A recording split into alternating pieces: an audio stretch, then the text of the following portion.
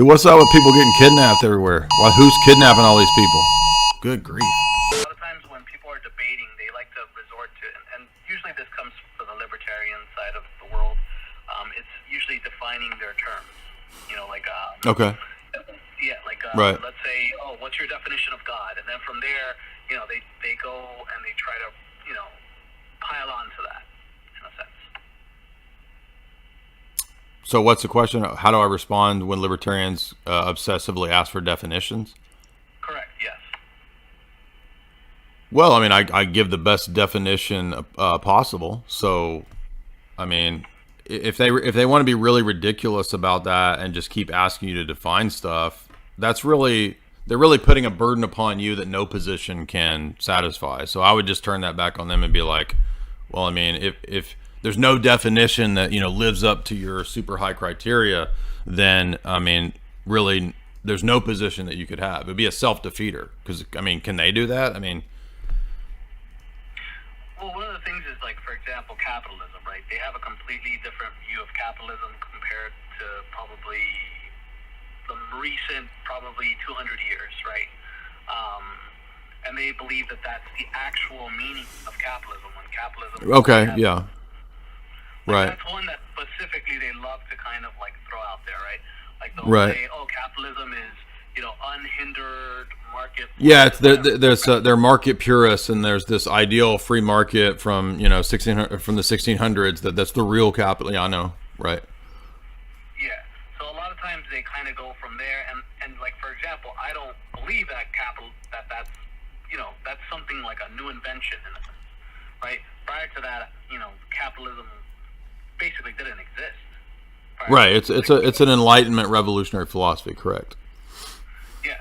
So it's kind of like how do you, in a sense, like make them realize that, you know, this stuff isn't, you know, like anything like this is kind of just made up, in my opinion, like nonsense. You know, that you have this kind of I guess I don't know if I'm explaining it right, but kind of like a... Well, I wouldn't... I mean, if you want to go watch my debate with Robert Taylor, which is still on YouTube, I think, I mean, you'll see how I debate that topic specifically with, you know, a hardcore libertarian committed, you know, position. So you could watch that. You could watch the debate I did with Adam Kokesh many years ago for the specifics of how I would debate it. But I would bring it back to more fundamental philosophical questions about metaphysics and epistemology, because the real problem with the libertarian is that he's adopted an Enlightenment materialist philosophy, and so he has that as his governing presupposition, and then maybe he'll have a little God, maybe he'll have a little spirituality here and there, but the governing presuppositions are no different than dialectical materialists. I see. So a lot of times, like, they do have a little bit of spring. I mean, most people in that realm are usually atheists. Yeah. You know, and mostly their God is the market or whatever.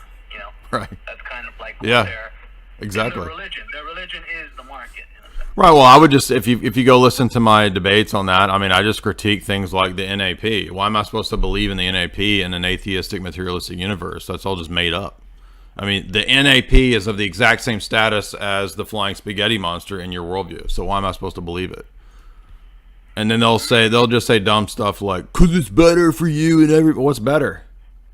How do I know what's better? Who says who? Right? I mean, they start bringing in value judgments. They start bringing in metaphysical claims. Then you just critique that. Oh, I see. Yeah, because then it gets into like a nature of like this subjectivism in a sense. Which ultimately they have in their philosophy, because a lot of times they see value as subjective, right? Like if you're in your couch being lazy, for example, right? That they see that's like a profit because it's subjective. Well, they just haven't realized that their natural rights philosophy that they're relying upon from the Enlightenment is all later deconstructed by later atheists who realize that your rights are all metaphysical fantasies as well. On what basis do you have rights? It's all just arbitrary. Yeah. I just wanted to ask about that, about how the defining of terms. How is that's become such a huge debating kind of view for them? Is Is that Enlightenment type of stuff as well? Yeah, it is, because that was kind of, if you look at the Enlightenment philosophes, for example, I mean, they were the ones that wrote the first encyclopedias. So the philosophes wanted to have an encyclopedic list of definitions of everything. So it's totally an Enlightenment idea. Sure. Oh, okay. By the way, I have a chapter in my new book critiquing that. Oh, perfect. When does it come out, if you don't mind me asking? It's going to be sooner than I thought. I thought it would be like 1 to 3 months, and it looks like it'll be in the next 2 or 3 weeks. So. Right, because one of the things, which, by the way, I'll pick that up when it comes out. It's gonna be, I'm sure it's gonna be fantastic. But one of the things that I like, if they're gonna ask me to define God, I don't think I could define God with. Like, go listen to the okay, yeah. So you want to hear so this is exactly what Robert Taylor does in the debate. So we did 2 debates on God, and we did 1 debate on capitalism. And if you go listen to the Robert Taylor debates, that's the whole debate. Is the very things you're saying.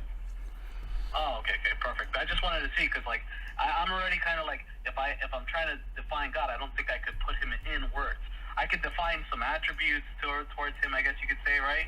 But not fully use human language in a sense, because it's beyond human language, right? Would that be correct?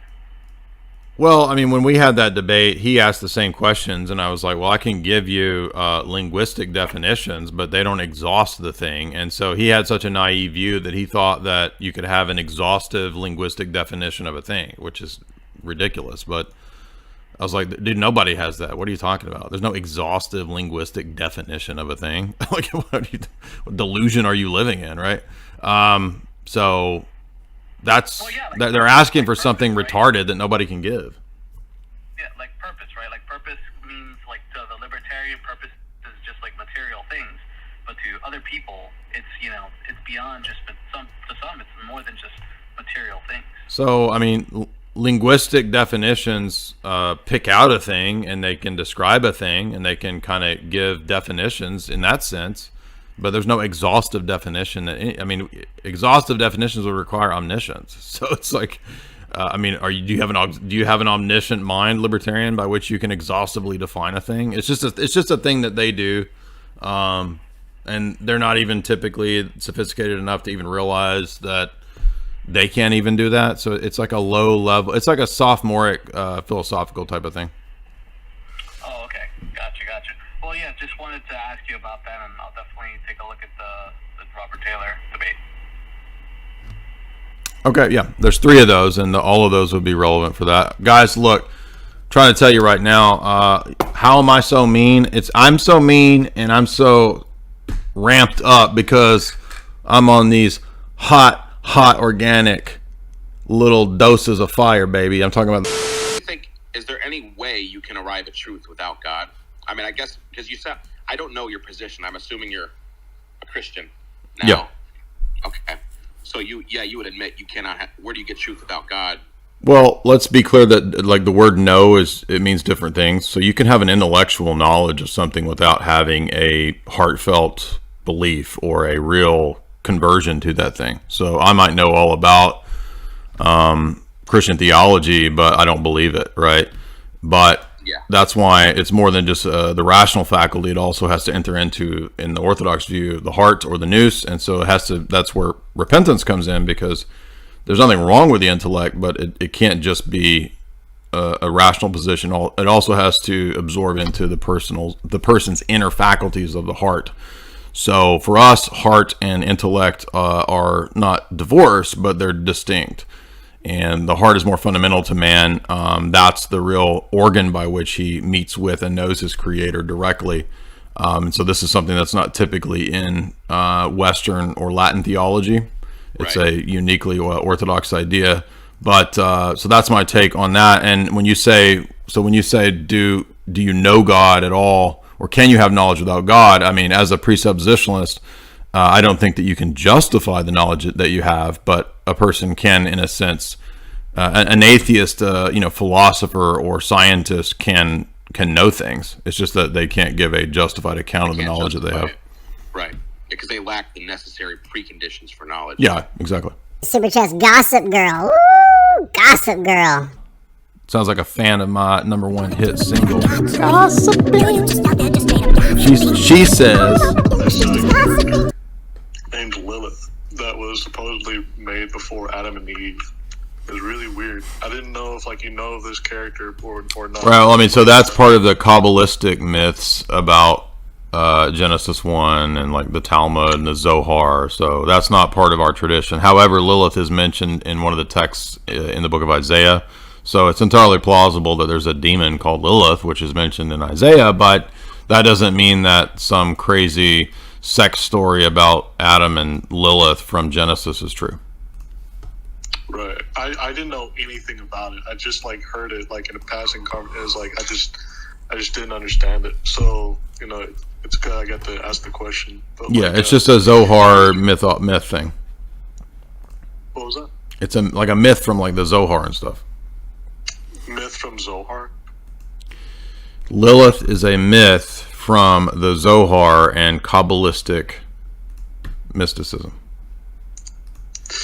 Right. So what is that? And how would I like refute that? Or like Well, I mean, why would you have to? It's not part of our tradition. It's not part of the Bible. Why would you have to refute it? It's from another religion. So yeah, that's true. So what do you mean? I was asking, sorry. That's okay. I'm not trying to be rude. I'm just, you know, you don't have to refute it because it's not a part of our religion. Exactly. It's like why would you need a fire hydrant? It's not even a fire. Well, I mean, did somebody make a case for Lilith to you, or like where did you come across this? Well, I was just in like a conversation talking about stuff because like they were inquiring about orthodoxy, but like you know they'd never heard of it at all ever. So they're like, "Look, I gotta tell you." So like you may not think of it, but there's actually this character named Lilith, and actually she was born before Adam. And it was like I didn't want to like entertain it. It's kind of like this one time, this one weirdo I used to work with. He used to he told me once about you know, there's the Holy Trinity, and then there's the unholy Trinity, and there's it's like, and I didn't want to entertain it, so I was just like, you know, I've never heard of that before, but you know, I wouldn't worry too much about arguments for Lilith. I mean, I think it's Isaiah. It's either Isaiah 20. I think it's Isaiah 28. It's either 24, 28, or 32. There is a text that says that Lilith, the night demon or the night creature, will inhabit one of the barren cities. But I mean, that doesn't have anything to do with her having sex with Adam. I mean, it's just made up. I've just never heard of the character before because I've never read the Bible all the way through, so I never even knew the name Lilith. But I am trying to read the Bible a little bit. That's good. Yeah, that's good. Yeah, the Orthodox Study Bible notes are pretty good on all that. So people are wondering about that. In the first chapter, I talk a bit about how that came out of the ancient goddess worship cults from like the earliest times, and then the Gnostics picked it up, and then the Kabbalists and the Zohan, just like you said. And it's typically the people who like to bring up the Lilith myth are people who don't like the patriarchy part of Christianity, right? And they want to make it into a feminist thing. So if people are curious about that, I was just going to say. So you're saying Adam Sandler is behind all that? Zohan? What's that? The Zohar? You said Zohan, I was making a joke. So I said, you mean Adam Sandler's behind all that? I was just making a joke play on Zohan Zohar. But go ahead. Yeah. No, that's all I wanted to say is just like she's becoming really popular again, Lilith. You see that stuff all over social media now. Lilith has a revival anytime the feminists get upset. So with the abortion stuff, all of a sudden everybody's worshiping Lilith again. Yeah. Well, do you remember Lilith Fair back in the 90s? Lilith Fair, remember that? Oh yes, absolutely. The Tomcat Ali, the Tomcat 100, that keeps me pumped for most of the day. It is a proven testosterone booster. You can get that over at chalk.com. We are all dosed up on toxic masculinity over here. I highly recommend you get the Tomcat Elite. There is a promo code that I have, which is J50, Jay50. That'll get you 50% off any of those excellent organic supplements.